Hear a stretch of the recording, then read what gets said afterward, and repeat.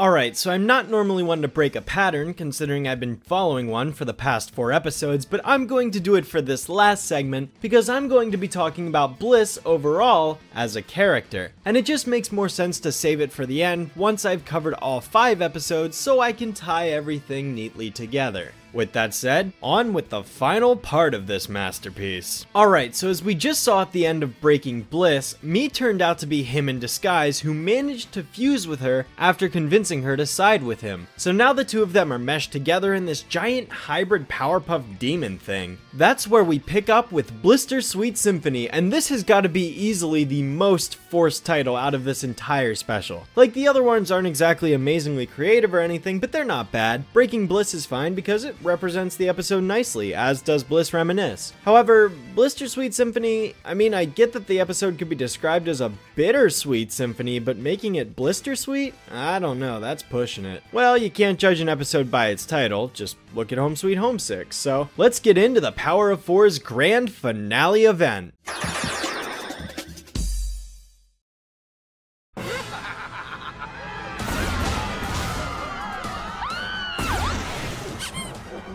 So Him's wreaking chaos all around Townsville by turning everyone into random objects. Like, for example, Big Joey gets turned into a burger and his insides fall out of him. And there's also this fireman who gets turned into a fire hydrant, which is rather fitting. The girls are chilling behind a trash can, ducking in cover from Him's assault on the city, so Bubbles attempts to fly up there and sees if she can call Bliss out of his control, but it's no use because he has full possession of her powers and abilities, although he never seems to use them. Just as a reminder, Bliss has the ability to teleport, use telekinesis, and shoot energy balls out of her hands, but not once in this special does Him use any of those powers. He transforms people into objects, something Bliss has not been established to do, uses his hair to grab things, another ability Bliss has not been shown to possess. I don't get why he needs Bliss's powers if he doesn't use them. I understand if he's feeding off of her energy to make his own powers stronger, but when he specifically states, "Bliss is mine now,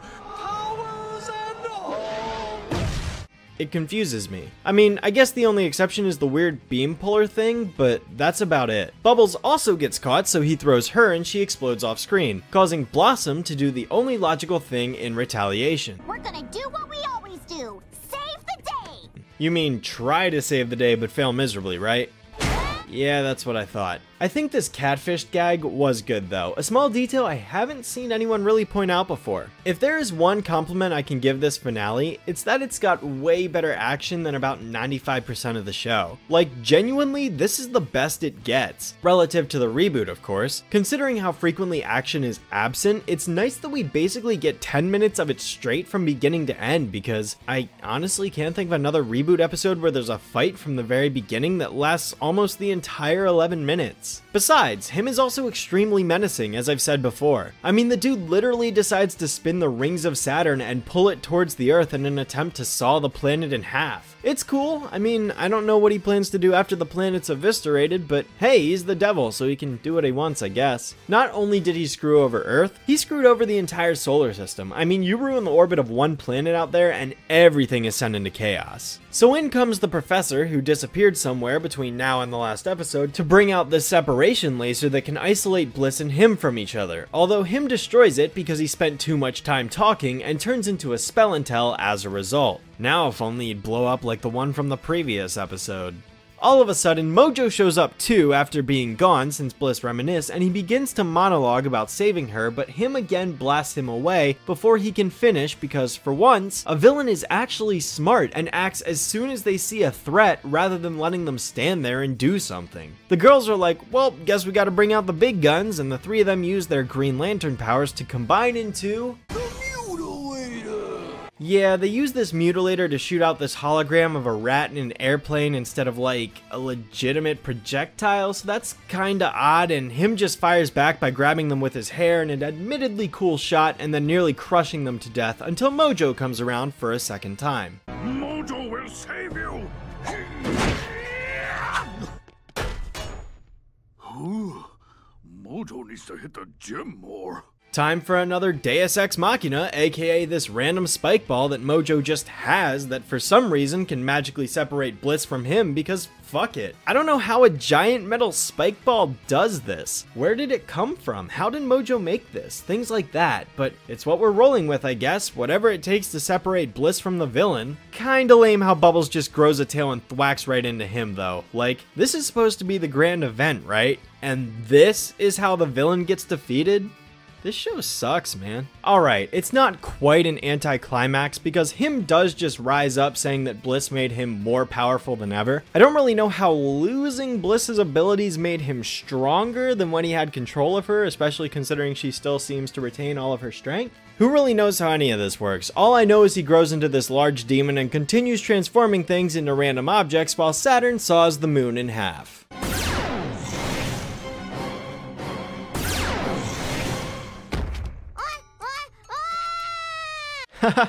I don't get it. It is pretty interesting how him's ultimate form here is awfully similar to the design from Speed Demon, though not an exact copy. So the girls and Bliss team up and work together to stop him by combining together in a last-ditch effort to save the world. Sisters!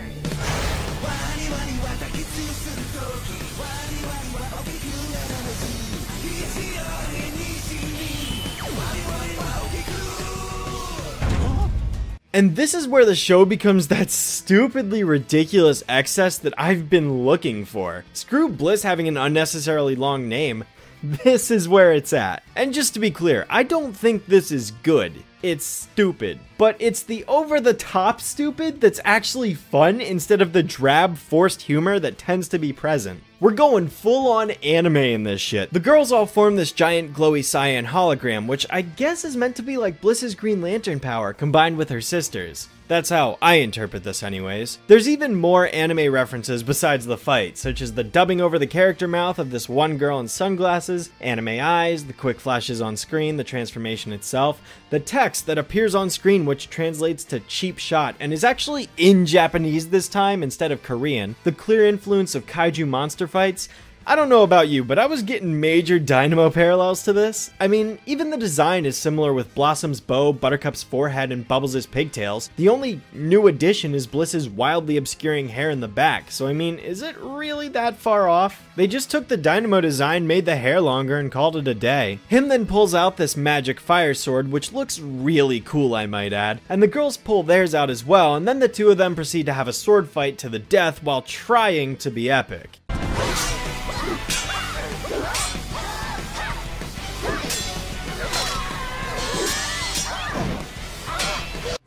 What am I even watching? And then him just magically grows two heads for no reason when he lands on top of a building? Like, what is even going on? It's so dumb. He even grabs the girls around the neck and proceeds to use black lightning to electrocute them into submission. What is happening? Why isn't the rest of the show ever this absurd and dumb? Like, I'm not even mad. This is absolutely ridiculous. And then the girls are like, let's save the day, and just explode a bunch of giant neon hearts, which magically saves everyone and defeats him for good? Like, since when can they do that? And why didn't they do that at the beginning? This is kinda like how Cyborg defeats Brother Blood. Actually, it's exactly like how Cyborg defeats Brother Blood.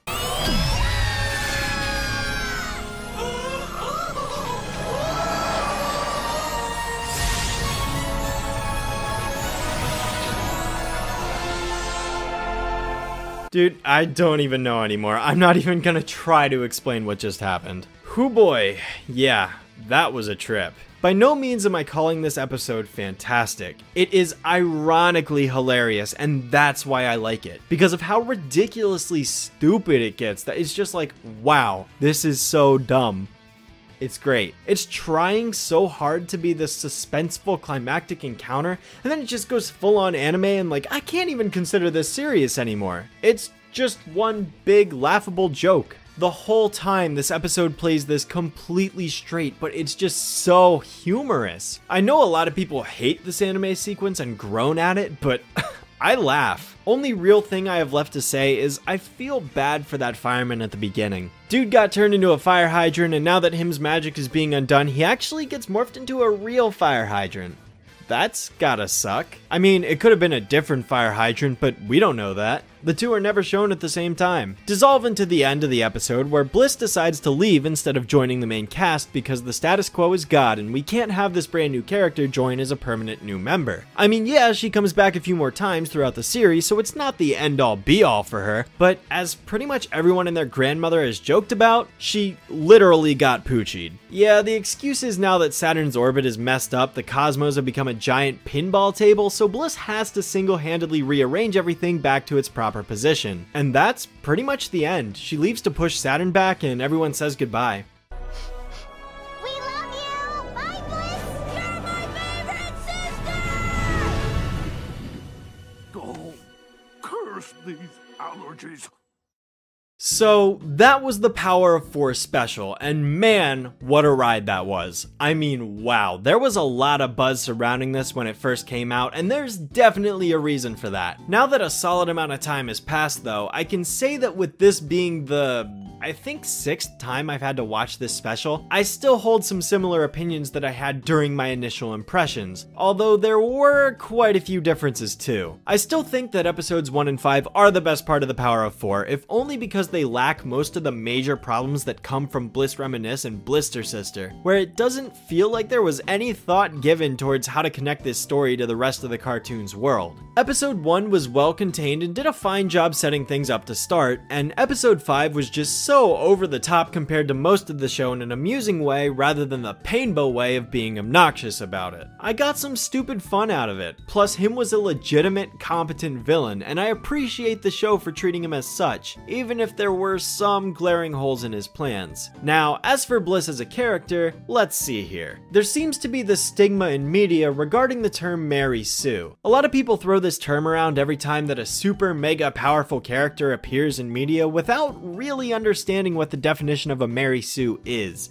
And then there's also a lot of people who hate the term because of how overused it is. The simplest definition I could give you is that a Mary Sue is a character who lacks any major flaws, a character who is able to perform tasks better than they should be able to given their current level of experience, and usually ends up upstaging all of the other characters surrounding them through their unnaturally incredible talent. Now, of course, characters who are super powerful are not automatically Mary Sues. For example, a character who works hard to earn their perfection does not fall under this category if they train themselves and strengthen their abilities. Thor from the MCU is an example of this. He's a guy who's supposed to be the heir to the throne in Asgard, but the entire point of the first movie is about him working hard to prove himself worthy. It's not like he waltzes out of the gate with Stormbreaker and lightning powers ready to kill Thanos from the very beginning. These are traits and abilities that he earns over time as he continues to grow. They're not just given to him. And even when he does gain these things, his character is still heavily flawed through his grieving and failures. I mean, the dude is dealing with the fact that his homeworld and half of his people were completely obliterated.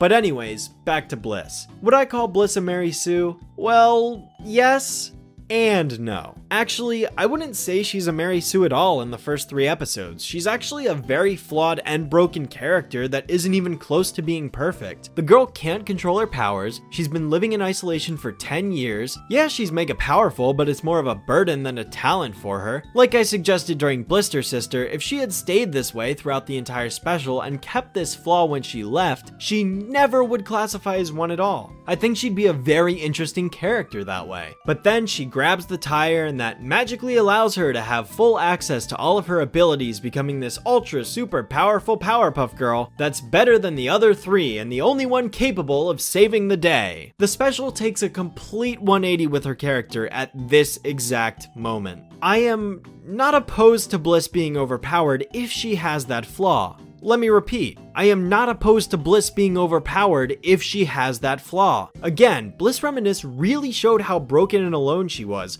regardless of the breaks in continuity. From the standpoint of her character and what we do have, she clearly had problems that needed solving. Episode 3 contains more of this as she fails to defeat the Gnat and has more power freakouts, but as soon as that tire flies by and she's magically able to control all of her powers, she becomes a Mary Sue. And I honestly think this is worse than being one from the very beginning, because it means this character had potential to be compelling if the way she handled dealing with her instability had been the main focus of the special. There was some extremely good storytelling potential in this idea, and it's just squandered in favor of making her unrealistically overpowered. She can teleport, she can use telekinesis, she can shoot energy beams. None of the other Powerpuff Girls can do this. Her abilities are clearly far beyond that of the others, and this makes the other girls look inferior and uninteresting in comparison. It diminishes their own status as the main characters. And why is she capable of this? Chemical W, the lazy cop-out. I think what makes this worse is the clear emphasis on Bliss being the only one who can save the day. Like, there are numerous other times throughout episodes 4 and 5 where the characters outright state Bliss is the only one who can do it. You're the only one powerful enough to do it! Now that I'm back to full power, I'm the only one that can push Saturn back into place. Everything revolves around her. Everyone else is shoved to the side for her own success to take the spotlight. I do have a few other concluding thoughts I'd like to share briefly before I finally wrap this giant review up. For starters, once again, I'd like to compliment the action for being better than most of the show. It kind of felt like an actual Powerpuff Girls episode for once thanks to that. I really liked Him's presence in this one. He certainly feels evil and threatening for once, unlike most of his other plans we've seen so far. I do find him transforming these things into random junk diminishes his menace a bit though. We could have seen so many things and we get a pickle in a diaper. In terms of the overall story, I find it rather annoying that nobody suffers any repercussions for the events of Breaking Bliss. Nothing ever came from Bliss beating the daylights out of Chipmunk Commando. There was never any acknowledgement, nor did the professor have a conversation with her discussing it. Bliss suffers no penalties for brutally assaulting the guy, nor does she get any punishment for willingly combining with him. She clearly had the choice of whether or not to side with him, and she chose him. Likely because the professor and her sisters had been treating her like garbage the entire time, whereas Him was always there supporting her. But hey, she's forgiven because all of her actions can be blamed on the literal devil on her shoulder, rather than holding her responsible for her own actions.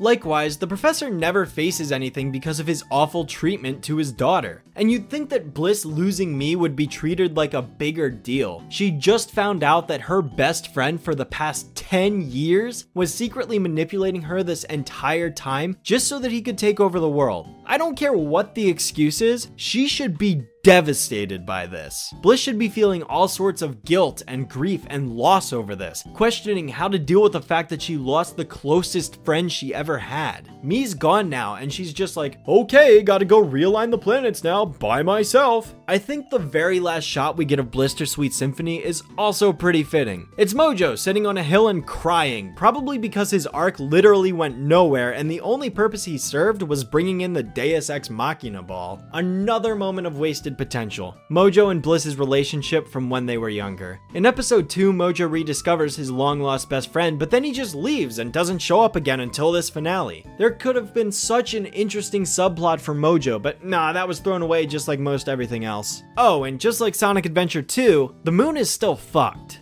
Yeah, I think I'm gonna go out and say that from a critical point of view, this special is pretty weak after all. I was easier on it in the past, but after giving this a lot of thought, I've come to the conclusion that the cacophony of writing oversights mixed with the wasted character potential and genuinely unsatisfying mesh of episodes leads to a rather unimpressive TV event. No wonder people haven't been talking about the show since. Still, there are good aspects to see here that I've been sure to acknowledge, and I don't think those should be ignored. But overall, there was a lot here that could have been so much better than it was. It's a mixed bag really, way better than a lot of the regular reboot episodes, but it's not without its flaws. I do think everyone should give this a look for themselves just because of how much of an event this was, but that's about all I have to say about that. Then again, you know what they say, ignorance is bliss after all.